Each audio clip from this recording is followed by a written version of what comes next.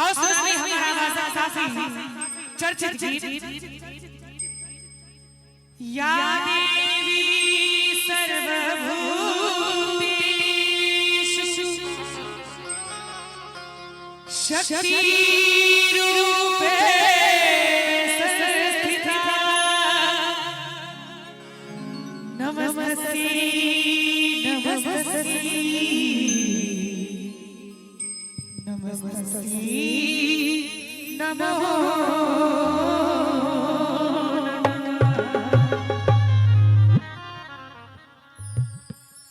नवगा लठीनो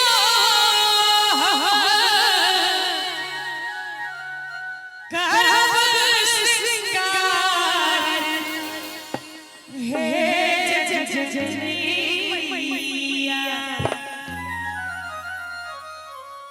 नवगा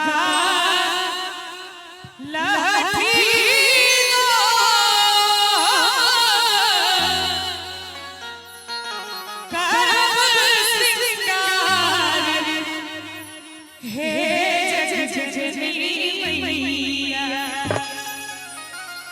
कनी कनी अगर सो ताली बज रहबे तो हम आनंद देते ओहो सब आनंद कनी कनी ठंडा ला की भैया दोनों हाथ उठा दिए सो मैया के नाम पर और ताली बजाना हम संगे जग गई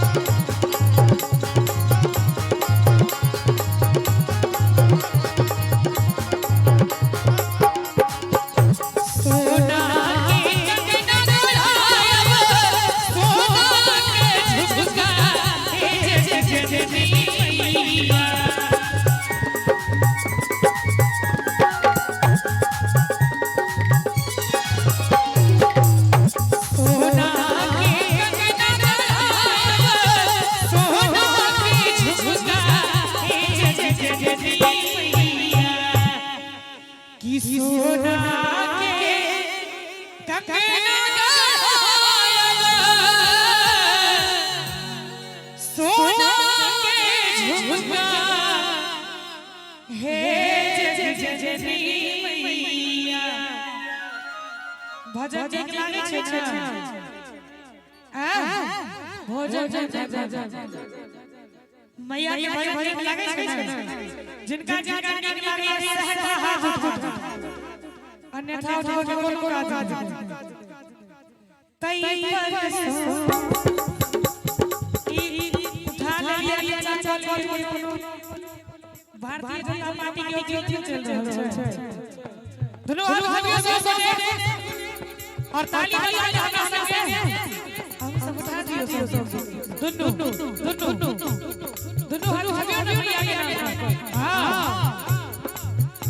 तई पर सोनूर के झलकार हे जगत जय मैया तई पर सोनूर के झलकार हे जगत जय मैया अंत में लिखै छै ज्ञान प्रशासन जी धिया झूली मैया हे प्रशासन हे जगत जय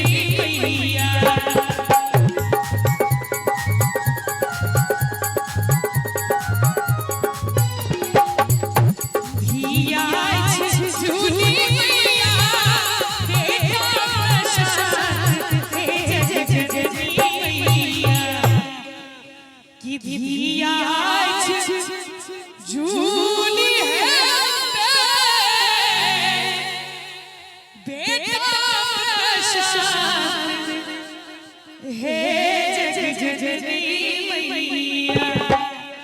और मैया से भक्तों के सुनियो